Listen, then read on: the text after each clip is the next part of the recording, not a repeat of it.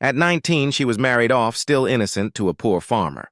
What he did on their wedding night shocked all. Winter had settled hard over Dust Hollow, turning the outskirts of town into a wasteland of wind and frost. At the edge of it stood a leaning cabin, its roof patched with scrap tin, its chimney coughing out the last of the firewood. Inside, Evelyn Hart moved like a ghost. Quiet, efficient, unnoticed. She was 19, with hands calloused from chopping wood and fingers stained with soot. Her mother had died when she was a girl, and since then the only family she had left was Merritt Hart, her uncle in name, but never in kindness. A drunkard with a mean streak, Merritt spent his days at the bottom of a bottle, and his nights cursing the cold and Evelyn alike. She kept the place running, cooked, cleaned, mended, hauled water from the half-frozen creek while he slept through mornings. But nothing she did earned thanks. Only more shouting when the stew was thin or the fire burned too low. That morning, as the wind howled against the walls, Evelyn was mending a tear in her only winter shawl when a knock came at the door. She heard Merritt grumble, then shuffle to open it.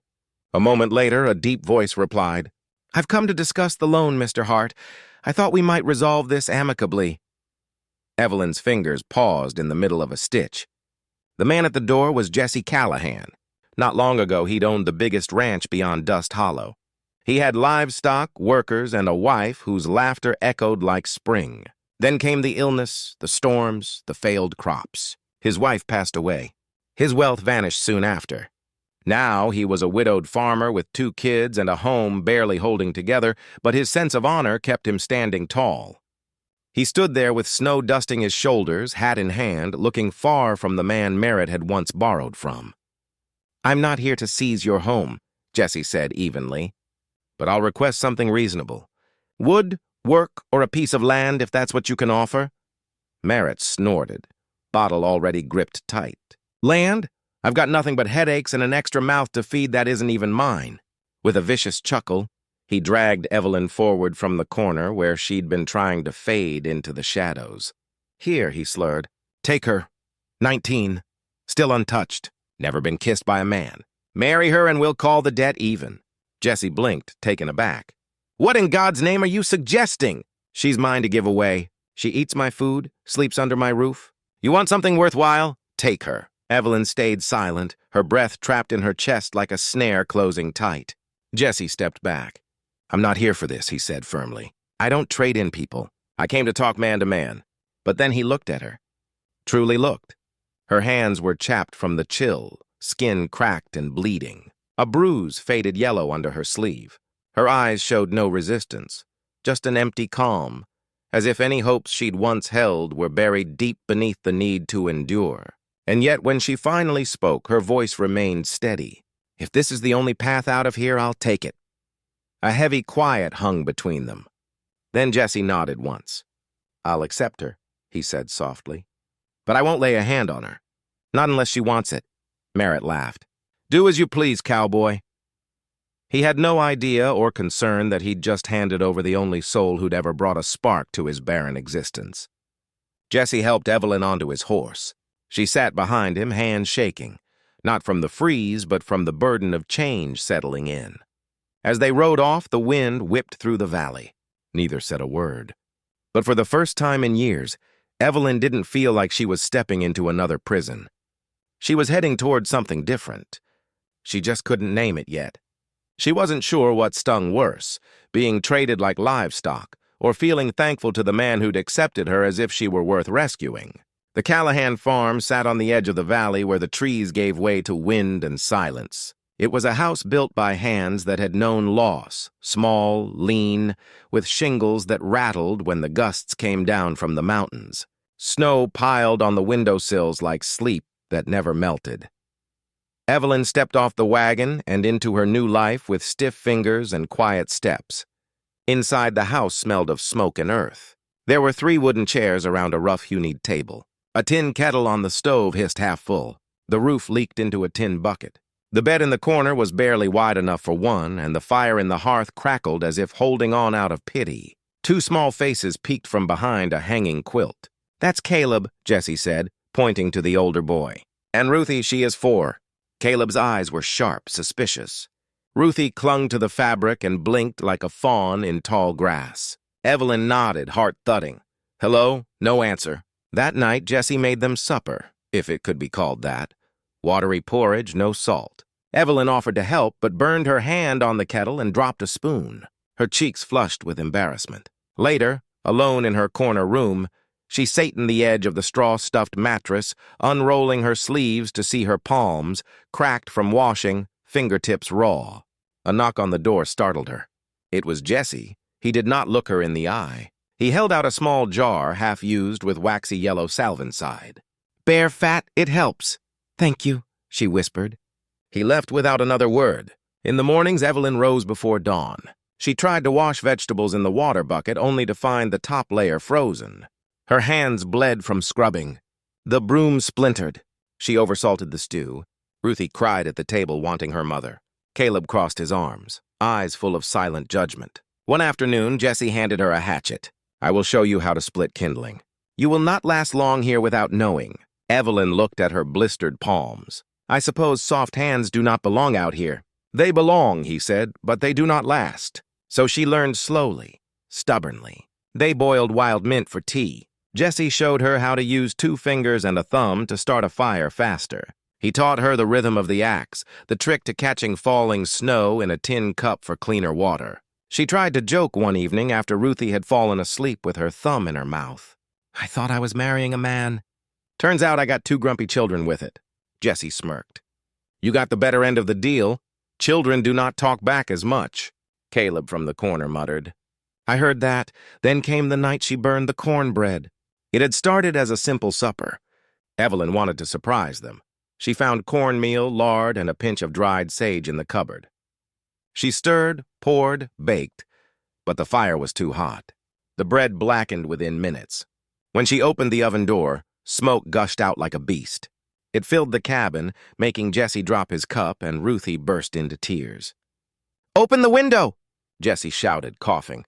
Evelyn flung it open, gasping, fanning the air with her apron. Caleb ran for the door and flung it wide. "We are going to die from poisoned bread," he yelled. That did it. Evelyn dropped to her knees and laughed. Loud, sharp, free. The kind of laugh that caught in her chest and shook loose, something heavy. Tears came with it, hot and sudden. It was the first time she had laughed since her mother died. Jessie watched her, a hint of warmth behind his tired eyes. "Next time," he said, helping her to her feet, "just warn us before you try to kill us with dinner." Evelyn sniffed, still grinning. "Deal." The days grew colder, but the house began to warm in quiet ways. Evelyn discovered the recipe by accident. She was searching through the back cupboard for cornmeal when she found a folded scrap of parchment behind a rusted tin. The handwriting was delicate, almost hesitant. A list of ingredients: flour, molasses, dried apples, a note in the margin, add cinnamon if it has been a hard day. She held it gently as though it might crumble. It was a recipe for apple brown bread, the kind Ruthie had once mentioned in her sleep. Evelyn made it the next day. She burned the first loaf but tried again. By sunset, the scent filled the house. Warm, spiced, like memory. Ruthie came into the kitchen barefoot and blinking. "Mama used to make that." Evelyn knelt beside her. "Would you like to help me next time?" Ruthie nodded solemnly. That night, for the first time, she climbed into Evelyn's lap while the fire popped and crackled. At bedtime, she brought her little wooden comb and said, "Sit, I want to fix your hair." Evelyn sat on the bed's edge, apron still on, as Ruthie gently parted her hair and began to braid. Her fingers were small but careful, like she remembered watching her mother do it. The braid was crooked and loose, but Evelyn wore it to bed. Jessie said nothing when he noticed. But that night, Evelyn found a new wooden peg installed beside her wash basin, just the right height for a towel. The next morning, a second one appeared lower for Ruthie. It wasn't grand, but it was something. Later that week, Evelyn stepped outside after cleaning the stovepipe and saw him, Jessie, sitting on the front step, back hunched, hands busy with yarn. He was mending a tiny slipper, Ruthie's wool bootie. His fingers moved with care, slower than they once did. As he worked, he whispered to himself, "She's gone. She's gone. But the kids still need warm feet. Keep going. Keep moving." Evelyn froze. She watched him through the drifting snow. He looked older in that moment, smaller somehow. Not the man who'd stood so solid in the saloon weeks ago, but someone trying not to fall apart. She didn't speak, just turned back inside. That night, after the children had gone to bed, she placed Atten mug of warm milk on the step beside him. Beside it, a torn scrap of paper. 4 words written in neat slanted script. "You are not alone," he did interruptly. But when she woke the next morning, the mug was washed, dried, and sitting on her shelf. Little things kept changing. Caleb began speaking to her short phrases, mostly about chores, but no longer with that wall in his voice. He let her help feed the chickens. Once, when she spilled a pail of water, Harold his eyes and handed her a rag without a word. Progress. Then, one quiet evening, she returned from collecting firewood to find something on her pillow. A smooth green stone, the kind found only by the creek where the sun hit the water just right. She turned to see Caleb pretending to read at the table. "Thank you," she said. He didn't look up. "It's just a rock, but she kept it." Every night Jesse still kept to himself. He slept on a cot near the hearth. His door never opened past the crack, needed to nod goodnight. Had never touched her, never crossed the line they both had drawn, and yet somehow each day folded them closer. In the way he poured her tea without asking, in the way she mended the fraying collar of his shirt without a word. They never spoke of affection. But they were building something, not with declarations, but with small acts and silence. It was the kind of love that crept in through cracks, like firelight through a cabin wall. The first real snowstorm of the season rolled down the valley like a pale curtain. It muted the world outside the cabin, turning fields and fences into one unbroken sheet of white. Inside, Evelyn stirred a pot of stew while the children played with scraps of yarn. Jesse had gone into town at dawn to trade eggs for salt and nails. By evening, the storm had thickened. Evelyn set the table, glancing at the door. When it finally opened, Jesse stepped inside, stampings now from his boots, hat rimmed with frost. He was not alone. A man followed him in, tall, loud, with a red scarf, and the easy swagger of someone who belonged in saloons. Eli Turner, Jesse's oldest friend from the lumber camp, smelled of whiskey and wind. "Well, you did it, Jesse," Eli grinned.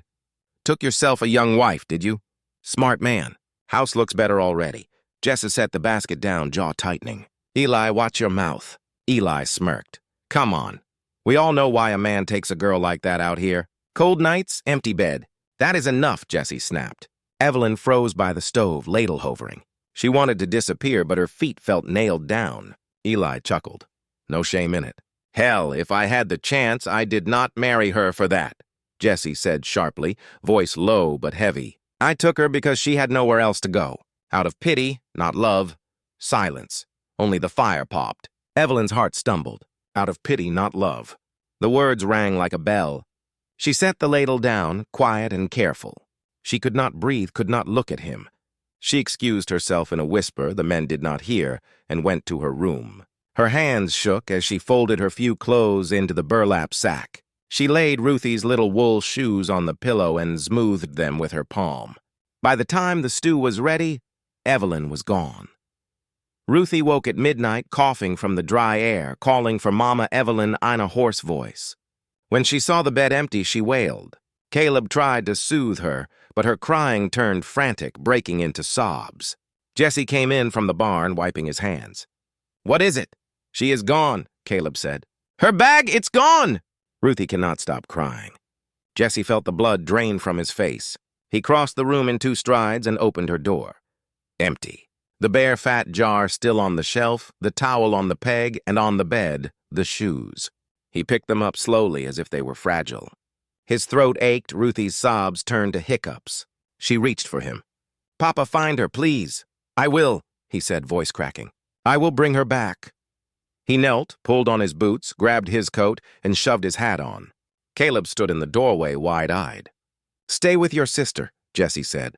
"Do not let the fire die." "But P, stay!" He stepped into the storm. Snow swallowed his footprints in seconds. The wind bit through his coat. He mounted the mare bear back, too desperate for a saddle. Somewhere out there, Evelyn was walking into the white alone, carrying her hurt like a wound. Jesse's jaw clenched. He pressed his heels to the mare's flanks. The storm rose around him. Sky and earth blurred into one merciless gray. The snow came down like a punishment from heaven.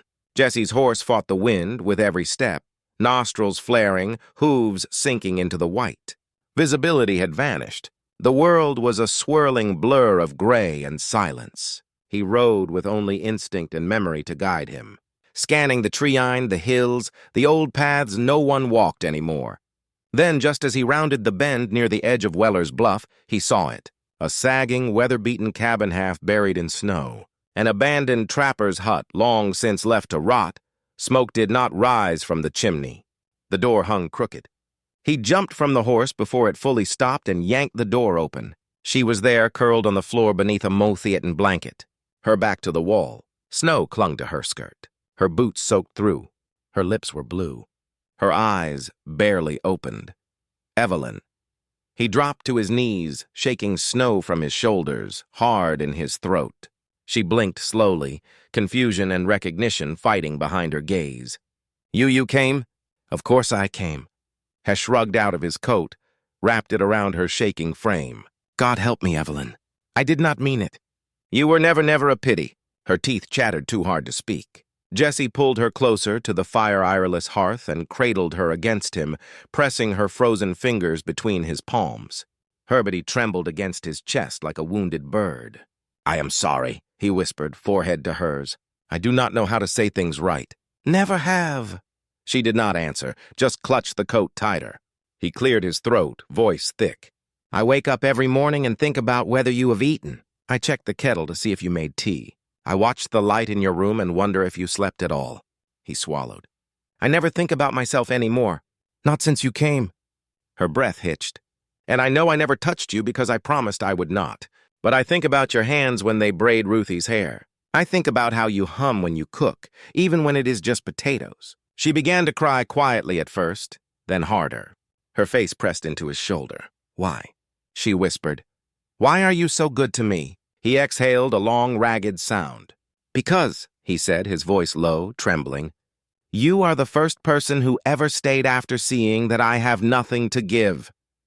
She buried her face against him, sobbing in the quiet dark of the abandoned cabin, and Jesse held her as if by holding her he could keep the hurt from returning. Outside, the storm raged on, but inside, for the first time, they let the silence speak. And in that silence, something broken began to mend. The snow began to melt in patches along the southern ridge, revealing the cracked earth beneath. It was not yet spring, not truly, but the wind had softened, and the sky no longer looked like stone. Days passed since Jesse had found Evelyn in that lonely cabin. She no longer slept with her coat clutched around her. She braided Ruthie's hair again. Caleb sat beside her at breakfast, pretending not to smile when she passed him the honey. Still, something lingered between her and Jesse, something fragile, waiting for the right moment to bloom. One morning, just after dawn, Jesse saddled the mare without saying why. Evelyn, still tying her apron, looked at them curiously. Come with me, he said, just for a little ride. She hesitated. The stew. We'll wait. So she climbed up behind him, arms hesitantly around his waist, the smell of leather and pine in her nose. They rode in silence up through the thinning trees to a narrow clearing halfway up Beartooth Ridge. The air there was cooler, thinner. The ground sloped gently toward a patch of flat soil ringed by stones. Evelyn's breath caught lavender. Dozens of small, struggling stalks, still green despite the frost. Some bent sideways, some rising proud. The scent was faint, but it was there, fresh, earthy, unexpected in this wild place. Jesse dismounted and offered his hand. She took it and stepped into the clearing, boots crunching on frozen needles. I planted them after she died, he said softly, gazing at the rows from the seeds she left in a drawer. Said she always meant to start a garden. Evelyn knelt beside one of the plants, fingertips brushing the soft gray-green leaves. You kept them alive all this time. I try, he said. Some years they make it, some they don't. She looked up at him. You never told me about this. Some things are easier to show. Jesse reached into his coat pocket and pulled out a small folded square of fabric. It was worn at the edges, faded from sun and time, but the embroidery was still clear, a single pink rose stitched with care. "This was the first gift my mother ever gave to my wife," he said. "She was not easy to please, my mother, but she liked that girl from the moment they met." He held it out to Evelyn. "She would have liked you too." Evelyn blinked hard. I cannot take this. It belonged to her." He shook his head. "No, it belonged to Hope. I have not felt that in a long time." She took the handkerchief with trembling hands, cradling it like something sacred. "I am not trying to replace her," she whispered. Jessie looked at her thankfully, eyes steady and warm. "I do not want her replaced. What I want is to feel alive again." He stepped closer, his voice low, careful. "You do not fill her space. You carved a new one, and I am grateful for both." Evelyn felt tears rise, but they did not fall. Not this time. She reached for his hand, rough and calloused, warm in hers. "I used to be afraid of the night," she murmured. "The silence, the cold, the dark." Jessie's brow furrowed gently, and now she looked around at the lavender, the sky, the man before her. "Now I have a fire," she said softly, "here with you." And in the hush of that high mountain clearing, where flowers dared to grow despite the cold, something rooted itself between them, not a promise not yet, but the first true leaf of love. It was a clear morning after a storm. The snow had mostly melted, and the earth beneath was soft and slick with thaw. Evelyn had just finished mending Ruthie's mittens when she noticed Caleb was missing. "Where's your brother?" she asked. Ruthie shrugged. "He said he was going to find the perfect stick." "For what?" "To make a bow. A real one, not the baby kind." Evelyn's stomach tightened. She stepped outside, scanning the woods beyond the barn. The sky was pale blue, the air still too still. She called his name once, twice, no answer. Her boots sank into wet mud as she ran toward the grove behind the field. That was where Caleb always went hunting for treasures. Old nails, bones, good branches. Then she heard it. "Help!" A faint cry, muffled. Her heart stuttered. She sprinted toward the sound, nearly slipping in the slush. When she reached the old well behind the oak tree, her breath stopped. Caleb's voice echoed up from the bottom. "Ma, I fell. I can't, my leg hurts. Hold on. I'm here," she shouted, heart pounding. She dropped to her knees and peered down into the well. It was shallow, maybe 15 ft, but the walls were jagged and damp. Caleb was huddled at the bottom, his face streaked with dirt and tears. One ankle twisted at an odd angle. Jessie came running a moment later, eyes wide, his breath sharp. "What happened?" "He's down there. He was trying to find wood for a bow." Evelyn gasped. "We need a rope." Jessie was already moving, grabbing a coil of it from the side of the barn. He tied it to the nearest tree, tested the strength, and without another word, he slid down into the well. The descent was rough, scraping his palms and boots against the stone. Evelyn leaned over the edge, voice shaking. "Are you down?"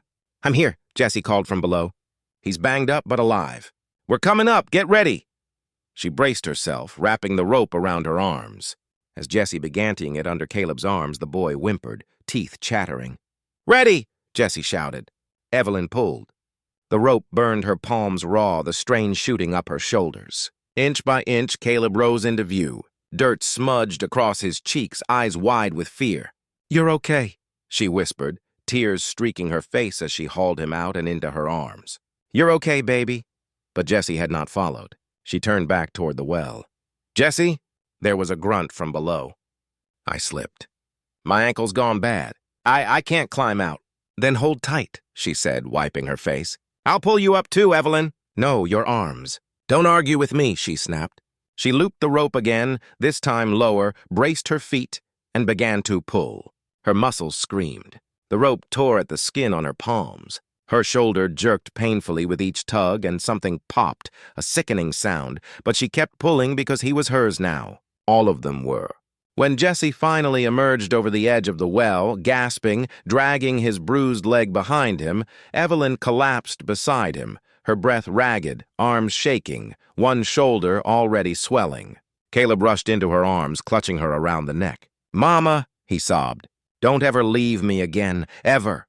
She held him close, wincing from the pain, but tighter still. Jessie crawled toward them, his eyes dark with worry. He took Evelyn's bleeding hands gently, looked at the torn skin, the dislocated shoulder. "You pulled me up with that?" he whispered. She nodded, too tired to speak. He cradled her hand against his chest and pressed his forehead to hers. "My boy is safe because of you," he said, voice thick. "We're all still breathing because of you." Evelyn smiled weakly, tears sliding down her cheeks. "You're not alone anymore, Jesse."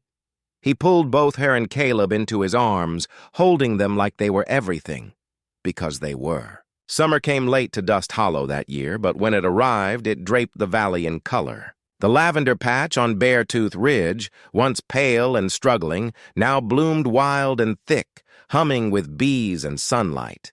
That was where Evelyn chose to marry Jesse Callahan. There was no church, no preacher in robes, no piano, only thescent of earth and bloom, and the love that had survived frost, silence, and flame. The guests were few.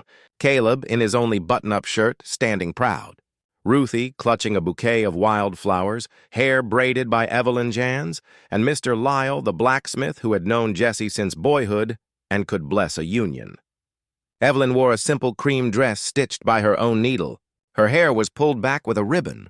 Ruthie insisted on tying. Jesse had no ring, but when asked what he had to offer, he reached into his coat and pulled out a sprig of dried lavender bound with red thread. "This," he said, looking into Evelyn's eyes, "is from the first plant that survived." He tied the stem gently around her wrist. "It is not gold," he said softly, "but it is everything I have and everything I mean." Evelyn's lips trembled. "Then it's more than enough." They said their vows with wind in their hair and dirt beneath their boots. No one clapped, but Caleb wiped his eyes when he thought no one saw. And Ruthie hugged Evelyn's legs so tight she nearly fell. As they began the walk down the ridge, a figure appeared at the tree-line, thin, hunched, unsteady. Merritt Hart. He looked older, frailer. The swagger was gone. He removed his hat and stood silently. "I heard about today," he said. "I thought maybe you'd let me watch." Jesse stepped forward, but Evelyn placed a hand on his arm.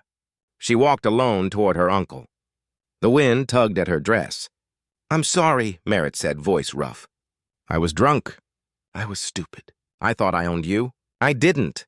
I see that now." She studied him. "I forgive you, but you don't get to come in.